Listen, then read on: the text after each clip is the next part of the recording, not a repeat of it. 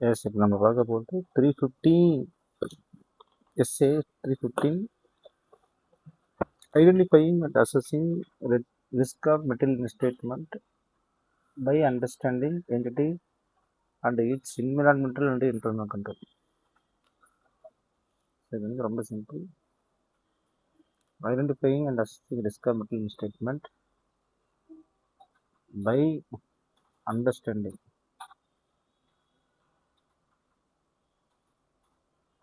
entity and its environment and internal control.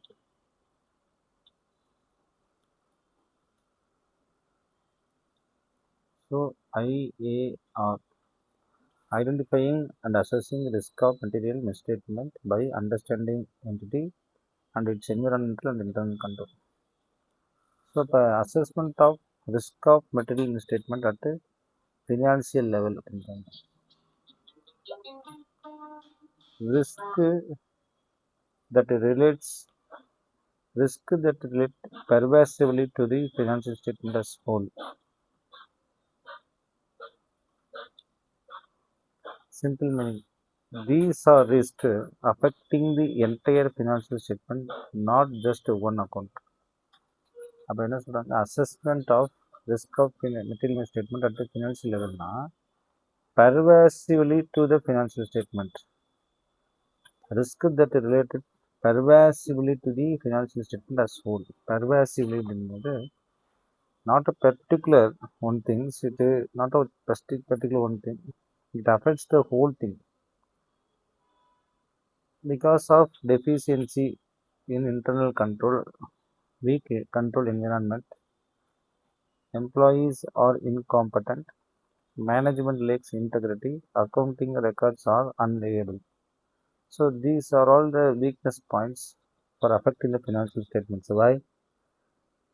These are risk affecting the entire financial statements because of weak internal control, deficiency internal controls, employees competent level is very low, and management lack of integrity and accounting records are unreliable. So these are the important things which affect the financial statements. What is the key weights in this? Deficiency in internal control, integrity of management, reliability of accounts sending records, and the pervasive of effect. So this is the identifying and assessing the risk of material misstatement by understanding its entity. It's assessment of RMM at financial level means it is a whole thing that relate pervasively to the whole, pervasively, risk that relate pervasively to the financial statement as a whole. These are risk affecting the entire financial statements, but not just one account. Because of weak internal control, weak control environment, employees are incompetent, lack of integrity of management, accounting records are unreliable. So இதுதான் திரும்ப அவங்க சொல்கிறாங்க. ஒரு 315 அப்படின்னும்போது lack of integrity of management, lack of incompetent of persons, and integrity of management, lack of employees in the incompetent, weak internal control or control environment. At the same time, accounts are not reliable. அப்போ director intentionally மேனிப்புலேட்ஸ் all accounts. அப்போ financial statement வந்து entire affect ஆகும். Hence risk at financial statement தான் சொல்லுவாங்க. அப்போ ஒரு account மட்டும் இல்லாமல் முழு ஃபினான்ஷியல் ஸ்டேட்மெண்ட்டும் பாதிச்சதுனா தான் அது பேர் என்ன சொல்கிறாங்க, assessment of risk of material misstatement at financial level. சரி, எக்ஸாம்பிள், மேனேஜ்மெண்ட் ஹானஸ்ட் இல்லை, எல்லா அக்கௌண்ட்ஸும் டவுட்ஃபுல்லாக தான் இருக்கும் அப்படின்றது தான் அது முக்கியமான விஷயமா கருதுறாங்க. அப்போ financial level assessment risk of statement and financial லெவல்னா as a whole, not a one thing. So இப்போ எதெல்லாம் பிரச்சனை, 3-4 பிரச்சனையே வரும். Weak internal control, management integrity இல்லை, காம்படன்ஸ் பர்சன்ஸ் இல்லை, employees are incompetent and reliable accounting data இல்லை அப்படின்னும் பொழுது அது தெரிஞ்சுக்க வேண்டியதான் நீங்கள். ஸோ அது இன்னும் கொஞ்சம் சிம்பிளாக சொல்ல போகலாம். Assessment of risk of material misstatement at financial level na pervasive risk, deficiency in internal control, integrity of management, reliability of accounting records. ABC Limited managing director pressures the accountant to increase profit by fake sales. Fake sales increase ஆயிடுச்சு. டெட்டாரு, profit, GST, tax and reserves எல்லாமே doubt தான். Therefore the entire financial statements are affected. இப்போ தான் சொல்கிறாங்க, management integrity இல்லை அப்படின்னும் போது பாருங்கள், இது எல்லாமே பாதிக்குது. ஏபிசியோட மேனேஜிங் டைரக்டர் வந்து ப்ரெஷர் பண்ணுற account increase profit by faking sales. இப்போ ஃபேக் சேல்ஸ் போட்டதுனால டெட்டாஸ் இன்க்ரீஸ் ஆகுது. டெட்டாஸ் இன்க்ரீஸ் ஆனால் ப்ராஃபிட் இன்க்ரீஸ் ஆகுது. ப்ராஃபிட் இன்க்ரீஸ் ஆனால் ஜிஎஸ்டி இன்க்ரீஸ் ஆகுது. ஜிஎஸ்டி இன்க்ரீஸ் ஆனால் டேக்ஸ் இன்க்ரீஸ் ஆகுது. ரிசர்வ்ஸ் இன்க்ரீஸ் ஆகுது. அப்போ therefore entire financial statements are affected. அதான் வந்து ஆர்எம் அட்டு ஃபினான்ஷியல் லெவல் சொல்கிறாங்க. சத்தியம் கம்ப்யூட்டரோட சர்வீசஸ் ஸ்கேம் வந்து 2009 நடக்குது. என்னென்னா, chairman admitted that cash balances, profits and debtors are overstated. அதிகமாக போட்டிருக்கேன். Management override internal controls. அப்போ நம்ம இதில் என்ன கற்றுக்குறோம் அப்படின்னு பார்த்தீங்கன்னா, லேக் ஆஃப் மேனேஜ்மெண்ட் இன்டெகிரிட்டி, அப்புறம் weakness of internal control, financial statements becomes materially mistake. So management override, integrity issues, pervasive statements, weak internal control. இப்போ மேனேஜ்மெண்ட் ஆனஸ்ட்டாக இல்லைன்னால ஒரு அக்கௌண்ட் மட்டுமல்ல, அது முழு ஃபினான்ஷியல் ஸ்டேட்மெண்ட் தவறாக இருக்கும் அப்படின்றத தெரிஞ்சுக்க வேண்டியதாக இருக்குது. அடுத்து வந்து அசர்ஷன் லெவலில் போகும். Assessment of risk of material misstatement at the assertion level. What is assertion? Relating to classes of transactions, accounts, balance and disclosures. CAD. Class of transactions, accounts, balance and disclosures. இது என்ன அப்படின்னு கேட்குறாங்க. Why to determine nature, timing and extent. NTE சொல்லுவாங்க. For further audit procedures. Example, inventory valuation doubtful, risk only relates to inventory, not entire financial statements. Hence, assertion level risk.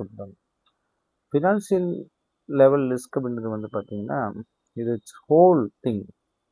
But assertion level அப்படின்றது வந்து ஒரு டிசிஏடி, அதாவது class of டிரான்சாக்ஷனுக்கும் accounts balances அது டிஸ்க்ளோசர்ஸ், இது 3 லெவலுக்கு தான் இருக்கும் தாராளமாக. அதான் சொன்னேன். It's related to classes of transactions, accounts balance and disclosures need to be considered in timing NTE of further audit procedures to obtain sufficient appropriate audit evidence to determine nature, timing and extent for further audit procedures. Examples, inventory valuation doubtful, risk only relates to inventory, not entire FS. Hence, assertion level risk is ஒரு particular account மட்டும்தான் affect ஆகும். Inventory valuation வாங்கினா inventory மட்டும் தான் defect ஆகும் இல்லையா? இப்போ financial level அப்படின்னு வந்து ஹோல் ஃபினான்ஷியல் ஸ்டேட்மெண்ட்டுக்கு, அசர்ஷன் வந்து பர்டிகுலர் அக்கௌண்ட்டுக்கு. இது வந்து ஓவரால் ரிஸ்க், இது specific risk. Example, fraud management, inventory. Risk assessment procedures. Auditors should obtain understanding through understanding the entry, inquiries with the management, inquiry with internal auditor, analysis procedures. அப்போ risk assessment ப்ரொசீஜர்ஸ்னு ஒன்று இருக்குது ஆடிட்டருக்கு. என்னென்ன auditor இந்த procedures வச்சுருப்பாருன்னு பார்த்தீங்கன்னா, அப்போ steps in assessing risk of material misstatement due to fraud. அப்போ என்ன சொல்கிறாங்க அப்படின்னு பார்த்தீங்கன்னா, risk of material misstatement, risk assessment procedures. Example, auditor asks sales manager, production managers, internal auditors and compares GP ratio. So this is the auditor should obtain understanding through risk assessment procedures. What are the procedures to be taken by the auditor to understanding the entity? Understand the entity business, inquiry with the management, inquiry with internal control, inquiry with the analytical procedures. Auditor business புரிஞ்சுக்குள்ள management கேட்பாரு, இன்க்ளான்ட்டு கேட்பாரு, ratio analysis செய்வார். சரி, understanding and entity environment. Auditor should understand the entity. Examples, bank, hospital, software, textile பிஸ்னஸாக இருந்தால் first of all என்ன செய்யணும், அண்டர்ஸ்டாண்ட் பண்ணணும். அதுதான் வந்து அந்த understanding the entity and environment சொல்கிறாங்க. ரெகுலேட்டரி என்விரான்மெண்ட் அப்படின்ற வார்த்தை யூஸ் பண்ணுறாங்க. ஸோ பிஸ்னஸ் நாலேஜில் வந்து ரெகுலேட்டரி என்விரான்மெண்ட் அப்படி கம்பெனிஸ் ஆக்டையும் income tax act, SEBI and GST act, இது வந்து அந்த நேச்சருக்கு தகுந்த மாதிரி படித்து வச்சுக்கணும். அதான் வந்து என்ன சொல்கிறாங்க, regulatory environment.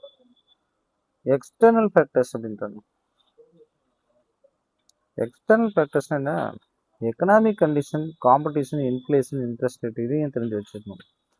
Identifying and assessing risk material ஸ்டேட்மெண்ட்னா ஃபஸ்ட்டு வந்து identify the business, identify the entity, relevant industry and regulatory environment. What is regulatory environment? That is GST compliances law. The external factors, இந்த economic and external ஃபேக்டர்ஸ்ன்றது வந்து தான் அந்த competition, inflation rate, interest rate சொல்லிட்டு. இப்போ இடத்துல வந்து nature, அது என்ன ஆப்ரேஷன், யார் ஓனர்ஷிப், என்ன கவர்னன்ஸ், இன்வெஸ்ட்மெண்ட் ஸ்ட்ரக்சர்ஸ் பார்க்குறோம். அது மேனுஃபேக்சரிங் இண்டஸ்ட்ரீஸா, ட்ரேடிங்கா, ஹாஸ்பிட்டலா, பேங்க்கா அப்படின்னு சொல்லிட்டு பார்க்குறோம். அடுத்து வந்து பார்த்தீங்கன்னா accounting policies, how depreciation calculated, how inventory valuation is calculated, how revenue recognitions are accounted. These are the accounting policies. Objectives and strategies. Expenses, new product, new market and new automation. இதெல்லாம் நீங்கள் வந்து objectives and ஸ்ட்ராட்டஜிஸில் use பண்ணுங்க. அடுத்து performance management, budget, key ratio, profit ratio, variance analysis. இப்போ business தெரிஞ்சிருக்கணும், industry பற்றி தெரிஞ்சிருக்கணும், rules and regulation தெரிஞ்சிருக்கணும், அக்கௌண்டிங் பாலிசி தெரிஞ்சிருக்கணும், மேனேஜ்மெண்ட் அப்ஜெக்டிவ்ஸ் தெரிஞ்சிருக்கணும், கம்பெனியோட பர்ஃபார்மன்ஸ் தெரிஞ்சிருக்கணும். இதெல்லாம் தெரிஞ்சால் தான் யூஸ் ஆகும். அடுத்தது documentation. What is the documentation needed? Engagement டீமோட discussions, understanding obtain, source of informations, risk identified, control identified, இதெல்லாம் நம்ம டாக்குமெண்டேஷன் பண்ணி வைக்கணுமா கேட்டால் yes, these are the important things should be documented. அப்போ எஃப்எஸ் லெவல், ஃபினான்ஷியல் லெவல் ரிஸ்க்னா முழு financial statement ரிஸ்க்காக இருக்கணும். அசஸ்னா ஒரு ரிஸ்க் மட்டும் இருக்கணும். பிஸ்னஸ் புரிஞ்சுக்குள்ள management, internal auditor, analytical procedure பயன்படுத்துவார். Auditor industry, accounting policies, objectives, internal control அனைத்தும் புரிந்து கொள்ள ஆர்எம்எம் அசஸ் செய்வார். பாருங்க, auditor industry, accounting policies, objectives, internal control அனைத்தும் புரிந்து ஆர்எம்எம் தான் அசஸ் செய்வார். ஆர்எம்எம் தான் அசஸ் செய்யணும், அனைத்து டாக்குமெண்டேஷனும் செய்ய வேண்டும். அப்போ இந்த ஆடிட்டர் இதெல்லாம் வந்து தெரிஞ்சிருந்தால் தான் கொஞ்சம் ஈஸியாக இருக்கும். இன்னும் தமிழ் அடுத்தவங்க சொல்கிறேன், ஈஸியாக புரிஞ்சுக்கோங்க. நீங்கள் பேங்க் அக்கௌண்ட் ஆட் பண்ணணும். அது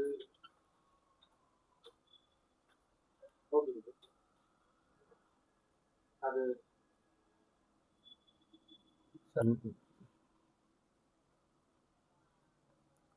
assessment of risk of material misstatement at assumption levels. ICA keywords, class of transactions, accounts balance, disclosures, nature, timing and extent. அது இது பண்றீங்களா? அது நீங்க வாங்கி வைக்கிறீங்க இல்ல நீங்களே இது பண்றீங்க? எக்ஸாம்பிள் வந்து பார்த்தீங்கன்னா இன்வென்ட்ரி இஸ் 2 crore. ஆடிட்டர் வந்து சஸ்பெக்ட் பண்ணுறாரு. Inventory 2 crore. Auditor suspects absolute stock worth rupees 20 lakhs. Only inventory valuation affected. அப்போ வந்து entire financial statement affected. அப்போ இன்வென்ட்ரி 2 கோடி இருக்குது, அதில் வந்து 20 கோடி வந்து அப்சல்யூட் ஆயிடுச்சுன்னும் போது இப்போ இன்வென்ட்ரி வேல்யூஸ் மட்டும் தான் அஃபெக்ட் ஆகும். அப்போ எக்ஸப்ஷன் லெவல் தான். கேஸில் வந்து கிங்ஸ்டம் மில் வெர்சஸ் ஃபேக்ட்ஸ் என்ன, auditor relied on management stock certificate without sufficient verifications, inventory valuation later become incorrect. இப்போ லேர்னிங் என்னன்னா, auditor should obtain understanding and assess risk before relying on management. அப்போ inventory valuation வந்து assess level தான் நம்ம சொல்ல முடியும். ஆனால் audit evidence, professional scepticism should be used. Inventory மட்டும் தவறாக இருந்தால் அது அசஸ் லெவல்னு சொல்லுவாங்க. அப்போ identify the entity, understanding and identify the என்டிட்டின்னு சொல்லுவாங்க. அப்போ inquiry, observation, inspection, analytical procedures இதெல்லாம் பண்ணி சொல்லணும். பாருங்க, இன்கொயரி பண்ணணும், அப்சர்வேஷன் பண்ணணும், analytical procedures and inspections. Inquiry, inspection, observation, IO inspection, observations, and inquiry, and analytical.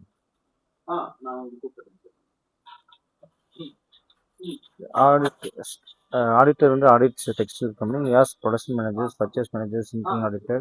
He compares GP ratio, stock, sales, and this helps identify the unusual risk. Case law.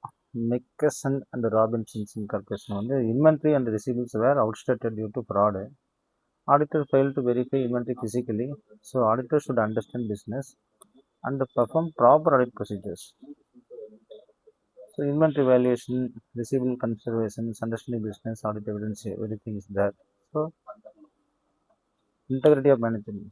Directors instruct staff do not record this liability until next year. So financial statements show higher profit. அப்போ risk becomes pervasive. This is financial level. பார்த்தீங்க என்ட்ரான் corporations USL வந்து management hide liabilities through special purpose entities. Internal controls failed. Financial statements become misleading. ஸோ misleading ஆகிடுச்சுன்னா integrity doubtful தான். இப்போ weak internal control, high RMM. Reliability of accounting records. Example, company maintain manual cash book. Many vouchers are missing. Bank reconciliation is not prepared. Auditor cannot rely on the accounting records. So risk increases. So ICA case வந்து during ICA practical questions, whenever books are incomplete or supporting documents are missing, frequent corrections, no reconciliations, the auditor should conclude accounting records are unreliable, resulting in a higher risk of misstatement. What is documentation? Auditor documentation, discussion with management, discussion with internal control, analytical procedures performed, risk identified, internal controls understood. இதெல்லாமே வந்துருக்கு இல்லையா? Documentation discussion with management, discuss with internal auditing, GP ratio, analytical procedures, identify the risk. So financial லெவலில் DIR வரும். What is DIR? Deficiency internal control, integrity of management, reliability of records, risk pervasive to financial statements. இதில் ஒன்று வந்து employees சேர்த்திக்கணும். டயர்னு வச்சுக்கலாம். Tyre tyre tired அதாவது tired defective in internal control, integrity of management, reliability of records. E for employees or incompetence. D for deficiency. Risk pervasive to financial statement. அப்போ risk assessed. இப்போ financial லெவலில் அப்படி தான் ஒரு deficiency of internal control, integrity of management, reliability of records and risk pervasive to financial statements and employees competence. Assertion level அப்படின்னு பார்த்தீங்கன்னா, what you mean by assertion level அப்படின்னு பார்த்தீங்கன்னா, CAD சொல்கிறாங்க, class of transactions, accounts balance and disclosures. So இதில் வந்து risk of assertion level, ஒரு class of transaction தப்பாயிரும், அல்லது ஒரு அக்கௌண்ட்ஸ் பேலன்ஸ் தப்பாயிரும், அல்லது ஒரு டிஸ்க்ளோசர் தப்பாயிரும். ரிஸ்க் அசஸ்மெண்ட் ப்ரொசீஜர்ஸ் மையா. அது என்ன அசஸ்மெண்ட் ப்ரொசீஜர்ஸு? மேனேஜ்மெண்ட்டில் என்கொயரி பண்ணுங்க, அல்லது என்டிட்டி வந்து அண்டர்ஸ்டாண்ட் பண்ணுங்க, இன்டர்னல் என்கொயரி பண்ணுங்க, அனலிட்டிக் பண்ணுங்க.